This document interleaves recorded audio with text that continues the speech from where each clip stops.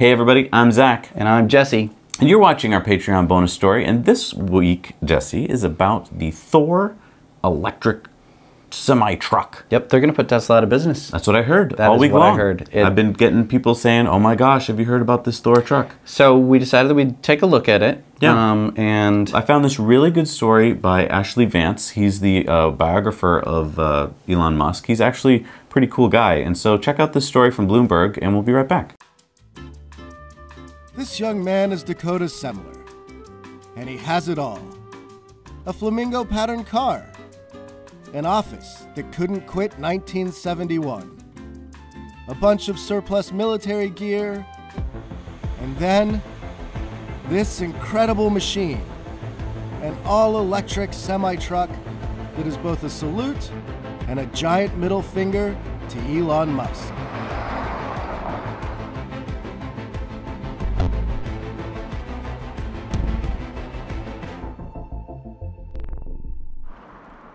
Dakota is the CEO of a 2-year-old company called Thor Trucks, based in North Hollywood. Thor is one of a handful of companies trying to bring electric drivetrains to really big vehicles. Really, we set out to solve the issue that fleets are having right now with diesel vehicles. A lot of that surrounds around compliance, maintenance, the cost of fuel, cost of energy, and so we were trying to set out to solve a lot of those problems that fleets have.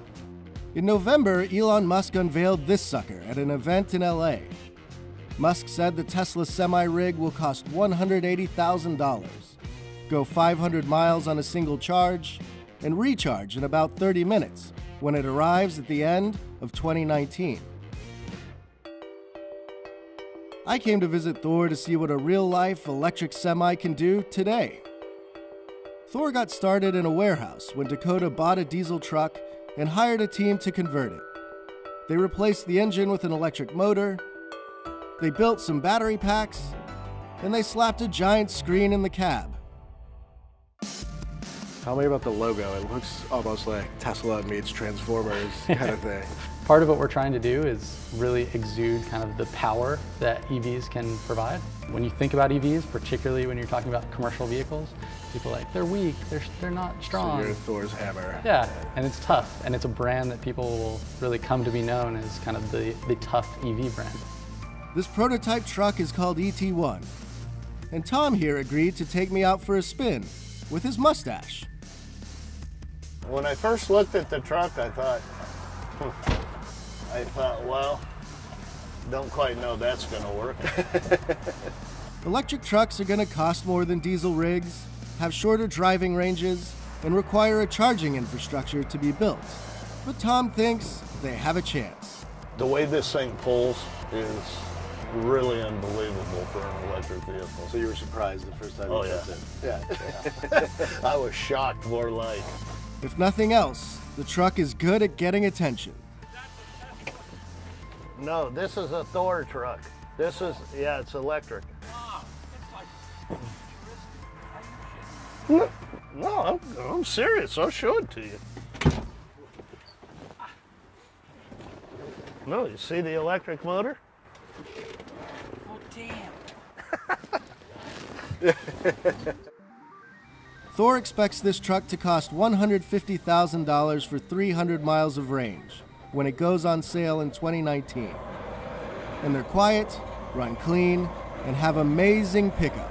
You know, the power in this thing is unbelievable, the way it takes off and the way it handles. It speaks for itself. Yeah.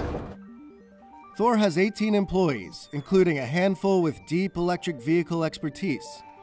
The startup bills itself as an electric auto lab that will make all kinds of custom vehicles, including things like delivery and garbage trucks.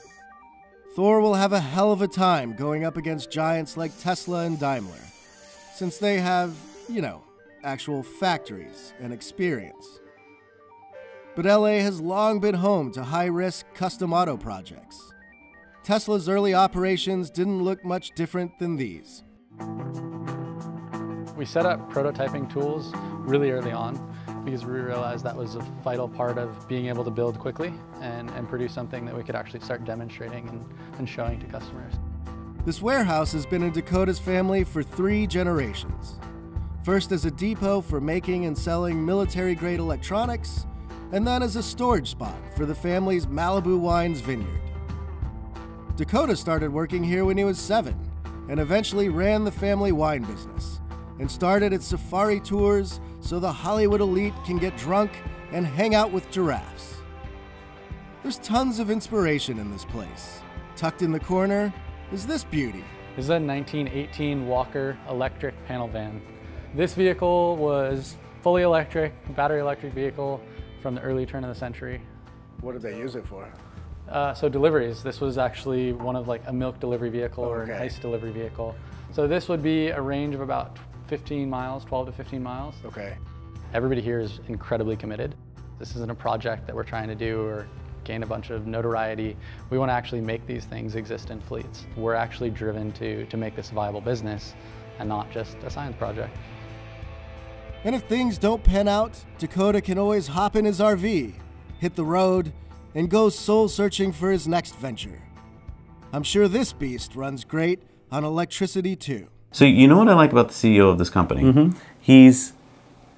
He's got a vision, and he doesn't care that he's like the little guy, you know, the David and Goliath. Like Yeah. he doesn't mind that he's got 18 employees.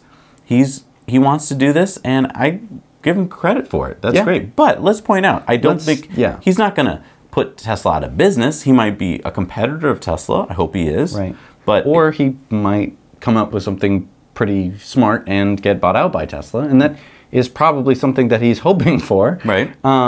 Or he might get bought out by a different, you know, larger automaker, and you know his expertise in creating a functional electric semi truck could very well go to you know, a different company.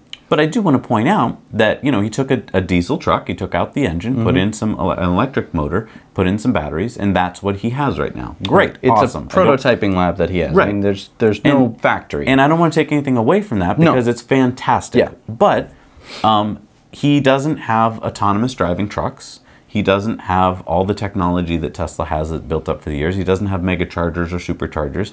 You know, he's got 18 employees, and he's got a small little factory in North Hollywood. So good for him. I hope he does well and he expands and he gets bigger. But stop reading these headlines of like Tesla's, you know, new nemesis. It's like, Right. It's just weird that these stories get written this way. Every single story that could possibly, in some phantasmical sense, be taken as a negative for Tesla, usually is. And it's Right. just so funny because it's like, you know, this guy's great, and you know, we wish him all the luck in the world, but like, he's not going to put Tesla out of business. Right. Especially, you know, everyone treats it like, oh well, whoever makes the truck first is going to win. And it's like, no. yeah, I do want to point out, like, how many of you have Nokia phones? Raise your hands. That's a good point. They were one of the first to the market. The first to market, if you study history, generally is not the one that lasts forever. You know why? Because to get first to market, you had to overcome a lot of difficulties and stuff, but then someone comes along and goes, oh, I can improve on that a little bit. And then they take over. Like, so it's usually third or fourth to market that actually does well. And I mean, I'm not even saying that, but just like everyone seems to you know, I think we heard, what was his name last week? That jerk. Oh, Chanos, Jim Yeah, Chanos. we heard him being like, "Oh, and Tesla isn't even the first to the semi game." And it's like, that has no bearing. If you're selling an 80-mile range truck versus Tesla's 500 range mile truck, it's just like it's not the same thing. Right, and I mean, so Thor has a truck that they say in 2019 will go 300 miles and cost $150,000. That's exactly what Tesla's truck will have, except Tesla's truck will have autonomous driving. It'll have And they'll have a 500 mile range, mega chargers. for you know, a little bit more money, but it's like, Right. I mean, so it's just like, I don't know why. Again, it goes back to the media. Like, why does the media have to always couch things as?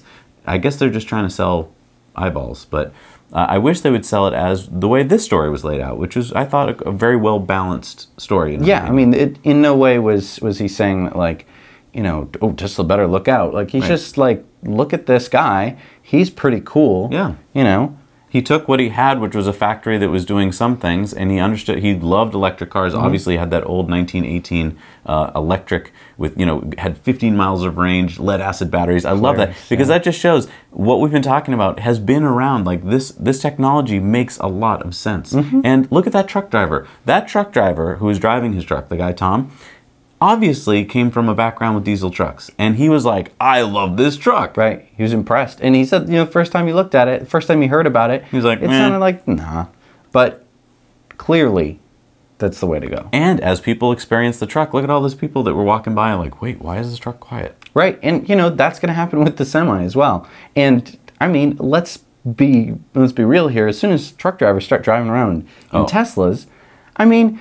Goodbye. You're gonna show it off. It's cool. Yes. I mean, it's cool. You're gonna be doing drag races at the rest stops. You're gonna be showing who's boss. And I'm telling you, even if you don't know what it is, you're gonna pay attention because it's quiet and it doesn't make any pollution. Right. Like these are huge factors that nobody's talking about. When you go to CNBC, no one talks about lack of pollution. They never talk about the earth. No. They never talk about the quiet. They never talk about the lack of vibration that truck drivers are gonna have to. I mean, these are all positive things that they never talk about. Yeah.